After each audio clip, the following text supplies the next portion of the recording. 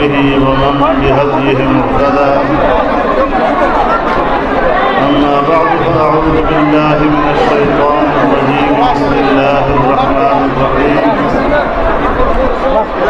يريدون ليطفئوا نور الله بأفواههم والله متم نوره ولو كره الكافرون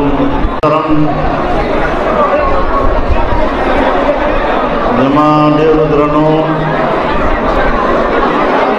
او قدرمند مسلمانانو ورونو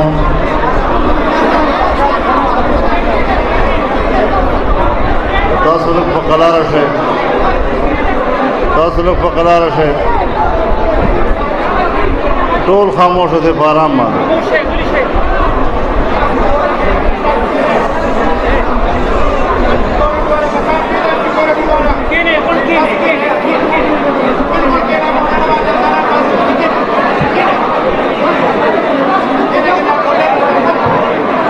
لږ خاموشي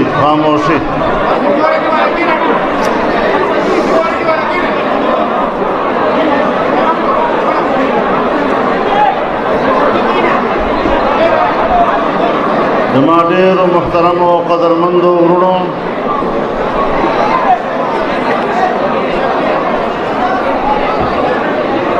زه شکریه ادا کوم د دې عظیم الشان کانفرنس د منتظمینو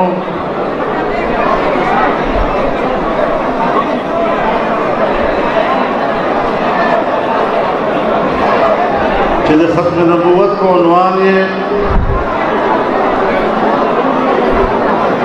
د دغه لوی او درنې اجتماع انعقاد وکړ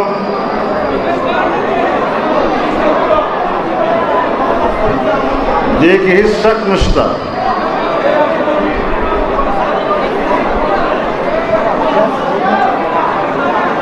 چې نن په دنیا کې عالمي او مغربي استعمار د هغو خلقو حوصله افزایي کوي چې څوک د رسول الله صلی الله علیه وسلم د ناموس توهین کوي نن عالمي استعمار د هغو قوتونو حوصله افزایي کوي چې کوم د ختم نبوت د عقیده انکار کوي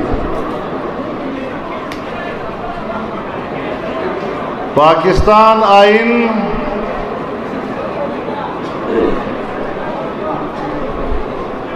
ناموس رسالت ته هم تحفظ ورکوي او عقیده ختم نبوت ته هم تحفظ ورکوي دغه عالمی سازشونه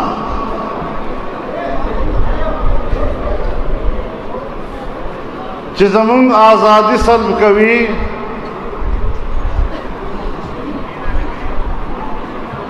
زمونږ په داخلي خودمختارۍ کې ګوتې وهي د انساني حقوقو په نام باندې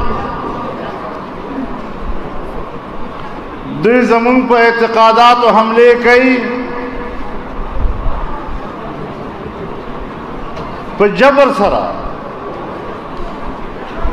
د پاکستان د آئین اسلامی دفعات وباسي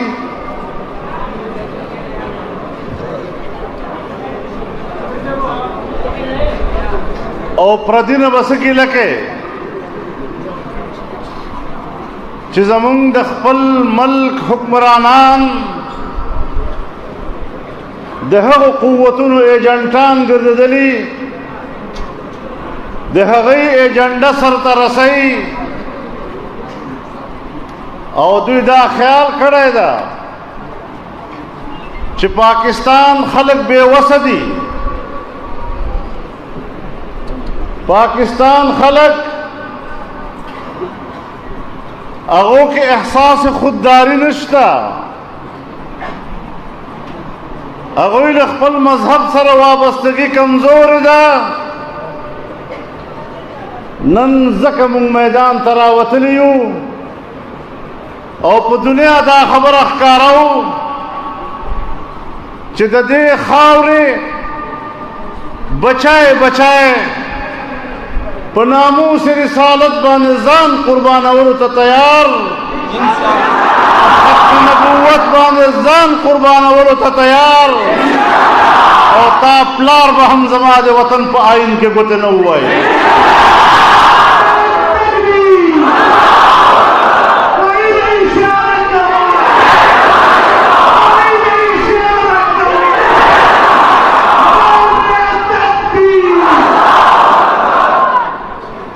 مونږ دې سره کار نشته چې عدالت څه فیصله کوي. که څوک بې ګناه وي مونږ بې ګناه ته ګناهګار نه وایو، لیکن که عدالت هم یو فیصله کوي او چاته بې ګناه وایي نو لږ شاوخوا مونږ هم پې نظر وي چې دا واقعتاً ستا فیصله د یو کس د بې ګناهۍ په بنیاد باندې ده او که دا بین الاقوامي دباو په بنیاد باندې ده. زمونږ احتجاج په دې ده چې ستا فیصله د بین الاقوامي دباو په بنیاد باندې ده او قوم دغه فیصلې ته احترام نه ورکوي.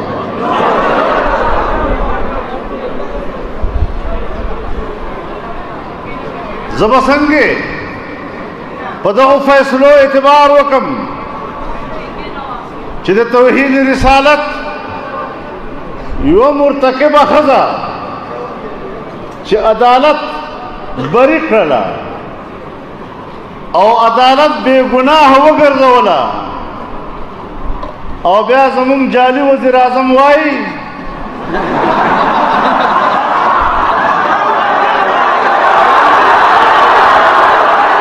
هغه وایي خبره ته غوږ ونیسئ. هغه وایي چې هغه مونږ خلاص هم کړله، رهایي مو هم وله ورکړله او اوس د خپلې خوښې وطن ته اجازت به هم ورکوو. که دا بې ګناه وي نو پاکستان په ریاست کې دومره قوت ولې نشته چې هغه بې ګناه ته په خپله تحفظ ورکړي او ولې تحفظ دپاره بهر بل بل ته لیږي. په خبرې پوهېږې که نه؟ دا خبرې هغه دي. دلته یو قادیانی 15 کاله په جیل کې و د توحید رسالت په مقدمه کې او تا خوشی نه کړ بلکې په خپل لاس دی د ټرمپ دربار ته ورساو او پاکستان ته د پیکنځلې وکړلې او دا یې وویل چې موږ مسلمانان یو پاکستان موږ ته مسلمان نه وایي. دا فریاد مې تاله راوړی دی. ته دغه خلک په خپل لاس هغه دربار ته رسې او د پاکستان آئین ته ظلم وایي، د پاکستان قانون ته ظلم وایي، د پاکستان پارلیمنٹ ته ظلم وایي، مسلمانانو ته د دغه فیصلې په بنیاد باندې ظالم وایي. په دغه بنیاد باندې ستا کردار مونږ وینو او دغه کردار ته مشکوکه کړی مونږ نه یې مشکوکه کړی.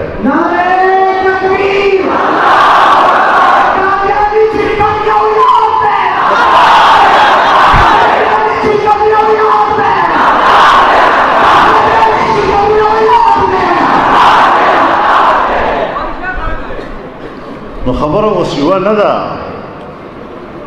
مخکې خو مونږ وایو که خالد یهودیانو ایجنټي کوي، اوس خو یې نورې پردې راووتلې، نور را برسېره شو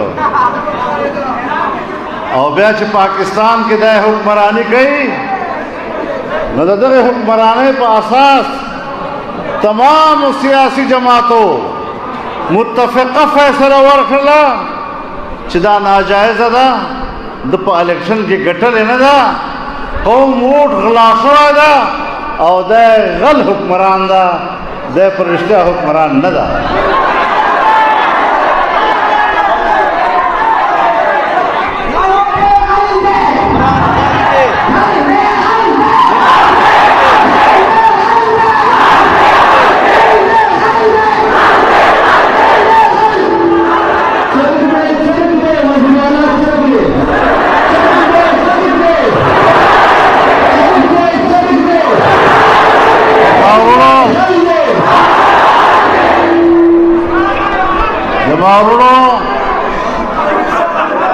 دغه بنیاد باندې چې یو واري یو حکمران نااهله وي، ناجایزه وي، ووټ اغلا کړی او د اغلا په ووټ باندې د حکمراني دته څه حق رسي چې دا بل ته غل ووایي. او اوس پرې هغه کیس هم راغی. مسلم لیگ کې خو به یو کس وي چې دی ورته وایي چې غلا دې کړې ده، په پیپلز پارټۍ کې خو به یو کس وي چې دی به وایي چې تا غلا کړې ده. اوس خو بل کیس پسې راووته چې بل کیس پسې راووته چې تحریک انصاف ټول غلا جماعت ده، وایي ټول ټبر غل ده. د ټول دنیا فنډونه اغلا کړي دي. هندوستان نه څومره فنډونه اخیستي دي، مغربي ملکونو نه څومره فنډونه اخیستي دي، یهودیانو نه څومره فنډونه اخیستي دي او په هغو فنډونو باندې پارټي جوړه کړې ده. نن چې خپلې پارټۍ خلک ته حساب غواړي د هغې له حساب ورکولو ته تیار نه ده.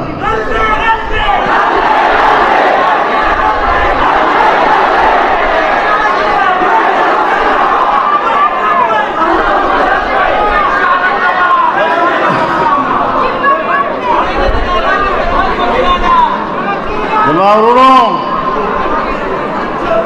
بنیادی خبره دا ده چې نن ټول قوم په یو صف کې ده، د یوې څوکې نه تر بلې څوکې پورې ټول قوم په یو موټی ده او قوم فیصله کړې ده. تمامو سیاسي جماعتو فیصله کړې ده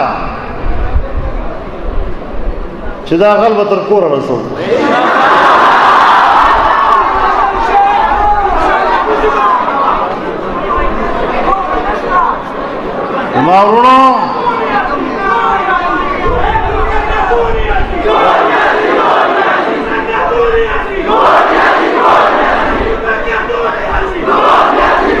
زما ورونو ریاست فیصله کوي چې ما د دهشتګردو سره هیڅ تعلق نشته. ریاست فیصله کوي چې زه د دهشتګردۍ خلاف جنگ کوم او د ریاست فیصلې خلاف وایي چې القاعده ته تربیت ISI ورکړی ده. فوج دی اول د ده نه تپوس وکړي. ما خو لا تر اوسه پورې دا جګړه نه ده ورسره کړې، ما خو دا تور نه ده پې لګولی، خو تا وی چې ما تربیت نه ده ورکړی، ما در سره منلې ده چې او تا به نه یې ورکړی. خدای خو په ریاست به الزام لګوي. ما نو ویلي، تا راته ویلي وو چې اسامه بن لادن خلاف په ایبټ آباد کې چې امریکایانو اپریشن کاو، زمونږ ټیکنالوژي فیل کړله او په تیارې کې مونږ د دوی هلیکاپټرو لار نه ونیوله او راورسېدل. دا تا ویلي وو، ریاست ویلي وو، ما خو نه ویلي. نن دی د ریاست د فیصلې خلاف خبره کوي چې ایبټ آباد ته لارښودنه ISI کړې وه. د ریاست ادارو خلاف دی دومره غټه خبره کوي، نه پوهېږو چې مونږ نه ولې خفه دي او دی ولې په دې کرسۍ کېنولی ده.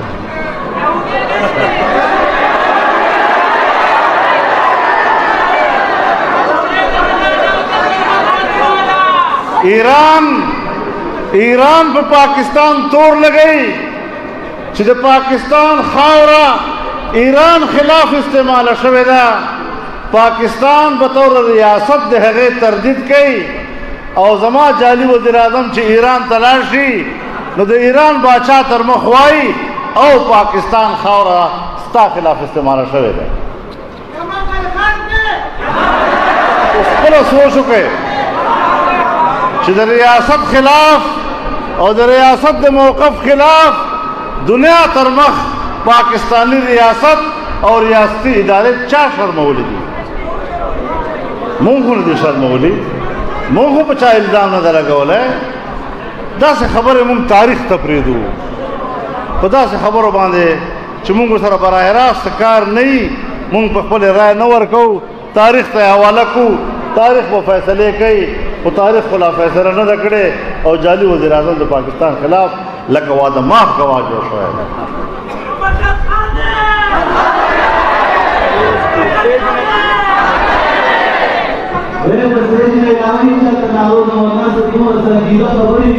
زما محترم ورونو په دغو حوالو سره یو وارې حکومت ناجایزه بل دومره خطرناک اقدامات او بیانونه د پاکستان ریاست او ریاستي ادارو خلاف دا به د بغاوت په زمرې کې ولې نه راځي او په دغه صورت کې به دا د پاکستان باچا څنګه وي نااهلي دې ځای ته راورسېده چې د پاکستان معیشت کې ناست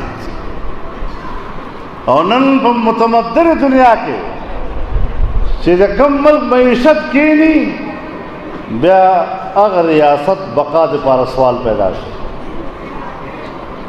سوویت یونین مثال دنیا ته مخ واضح مهنګایي کوم ځای ته ورسېده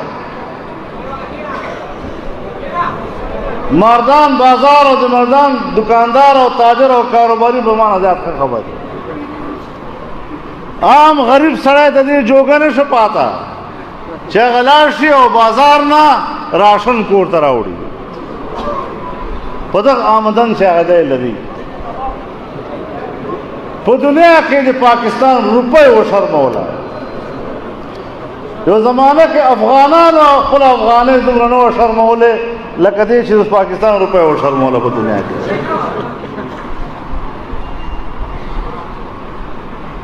نو چې په دې ملک کې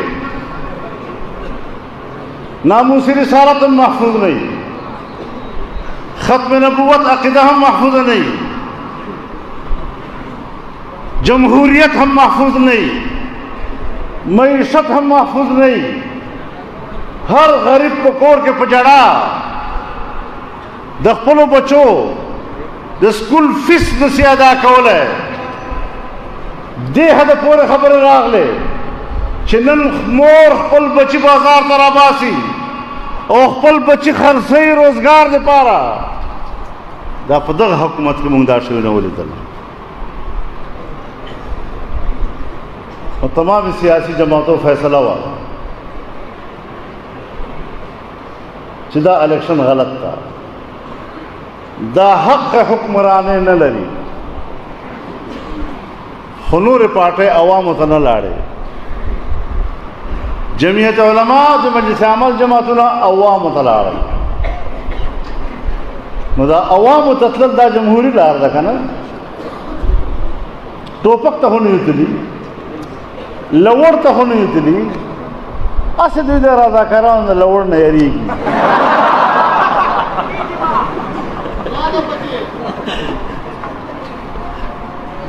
دا خدمتګزاران دي دا خو د میلمه خدمت کوي د جلسې خدمت کوي او چې ته زما د رضاکار نه په لړزان یې نو دا خو لا راوتی نه ده او که راووت بیا به ورسره څه چل کوې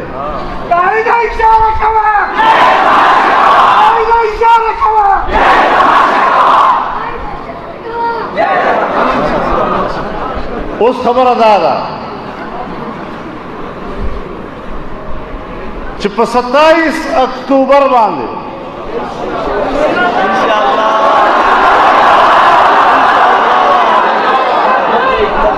لبیک لبیک لبیک آیده اشاره کوه آیده اشاره کوه زه خبره هم پوره کوم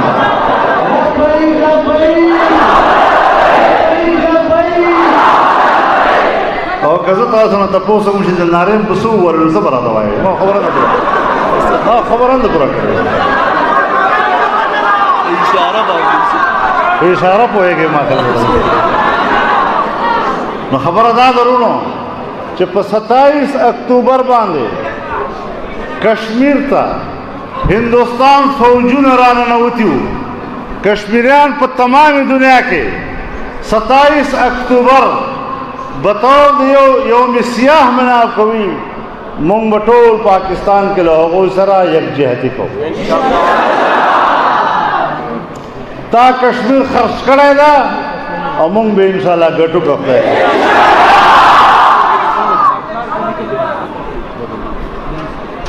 ستا د راسه نن پاکستان ته دا مشکلات پیش دي او بیا به د هغې بعده چې څنګه جماعت هدایات وي هغې مطابق به مونږ اسلام آباد ته ځو که خدای اوس په دې وخت کې زه تاسو ته یوه خبره وکړم. مونږ په 9 میاشتو کې 15 ملیون مارچونه کړي دي او ټول داسې کامیاب وو لکه تاسو مردانیانو په خپلو سترګو باندې مردان ملیون مارچ لیدلی دی. په دې 9 میاشتو کې به ما براه راست 1.5 کروڑو خلکو ته خطاب کړی دی او بیا له هغې بعده دغه خطابونه په سوشل میډیا باندې چې بیا خلکو اورېدلی دي او بیا په کروڑاو کې. نو دا زموږ تیاري ده، زموږ یو بیداري ده چې په قوم کې هم پیدا کړه. ممکنه ده چې نورو جماعتو هغه تیاري نه وي خو چونکې موقف یو ده په هغې کې اختلاف نشته. مونږ دې ټولو جماعتونو ته ووایو چې تاسو به د خپلې تیارۍ مطابق راوځئ، مونږ په تاسو جبر نه کوو. څوک به مونږ سره یو من اوچتولی شي، څوک به نیم من اوچتولی شي، څوک به یو دړی اوچتولی شي، څوک به یو پوخ سیر، څوک به کچه سیر، څوک به پاو، څوک به شارک. خو هر یو د خپل وس مطابق هغه دې راوځي او ورسره سیاسی جماعتونو خو دیو دي د پاکستان هر شعبه زندگی او له هر شعبه زندگی سره وابسته خلک او تنظیمونه نن مونږ سره په یو اواز ولاړ دي او مونږ ته وایي چې مونږ درځو. مونږ ورته د ملاقاتو ټایم نشو ورکولی دومره زیات. نو په دغه اعتبار سره به 27 تاریخ باندې مظاهرې کوي، په کم ځای کې به کوي، د دې هدایت به تاسو ته صوبایي جماعت درکوي.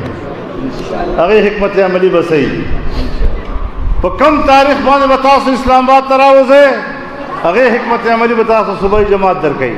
هغه به د خپلو صوبې خلکو یو ځای کولو ترتیب جوړوي.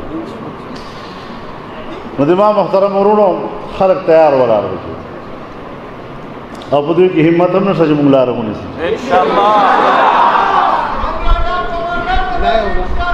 او که لاره د اسلام آباد ونیوله نو بیا به د پاکستان ټولې لارې بندي، ټولې لارې به بندې شي. بیا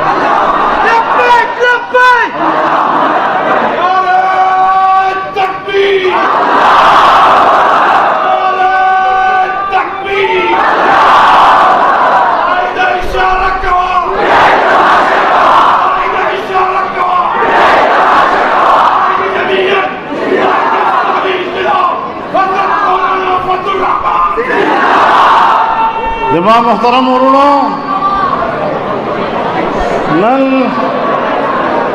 نن خبرې را روانې دي. اوس که تاسو اورېدلي بیګا دوی یوه کمیټي جوړه کړې ده، کمیټي جوړه کړې ده، موږ دوی سره خبرې کوو.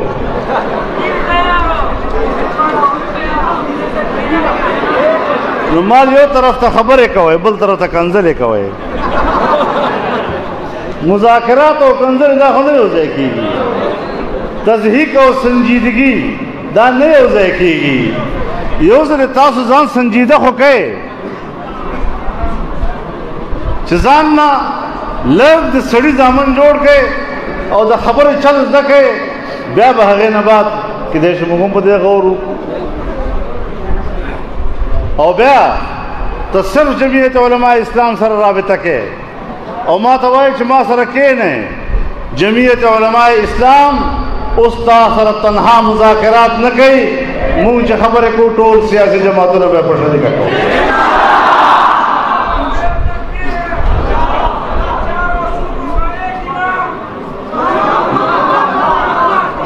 نو په دې حوالې سره هم مونږ د تمامو سیاسي جماعتو د ملګرتیا شکریه ادا کوو. په دې ملک کې د عمل زموږ شریک ده، د ملک آئین زموږ شریک ده. ټولو پارټیو دا ویلي دي چې آئین او د آئین اسلامي حیثیت دا زموږ قدر مشترک ده. لکه جمهوریت زموږ مشترک ده، لکه معیشت زموږ مشترک ده، لکه دغه انتخابات جعلي دي دا نقطه زموږ مشترکه ده. په دغه حوالې سره یو اتفاق رائے موجود ده او په دغه اتفاق رائے سره به موږ خپلې فیصلې په شریکه باندې کوو انشاءالله. نن څه خبره را روانه دي چې په LOC باندې هندوستاني فوجونو اٹیک کړی ده، هغې حمله کړې ده.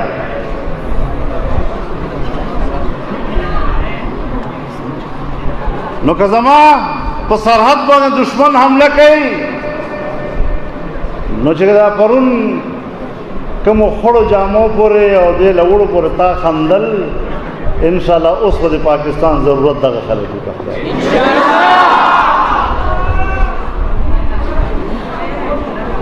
که هندوستان په مقابله کې سرحد ته د تلو ضرورت وو نو فوجانو سره اوږه په اوږه باندې به زما دا نوجوانان وي.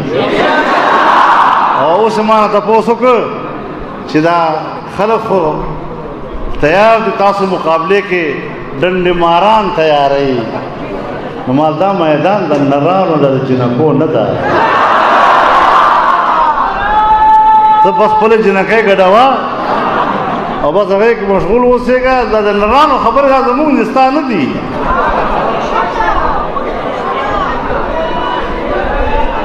نو زما محترم ورونو انشاءالله څو ورځو کې به د تمامو سیاسي جماعتو رهبر کمیټۍ اجلاس هم کوي، هغې کې به موږ یو مشترکه موقف هم تیارو. د پاکستان د سرحداتو موجوده صورتحال هغه به هم زیر بحث راځي، په هغوی به هم موږ خپله حکمت عملي جوړو. خو دا مو یقین ده چې که دا جعلي حکمران و دا جنگ بیللی بوله. که موږ د هندوستان په مقابله کې جنگ ګټل غواړو نو دا کمزوری خلک د پاکستان قیادت نشي کولی، دا به لرې کوو.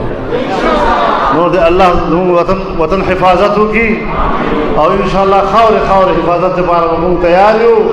د اسلام حفاظت دپاره، د عقیده ختم نبوت حفاظت دپاره، د ناموس رسالت حفاظت دپاره، د وطن معیشت دپاره، د ترقۍ دپاره به یو بوټه انشاءالله او په قومي سطح باندې به د تاریخ چلو. الله به زموږ مددګار وي، الله زموږ ملګری شي. واخر دعوانا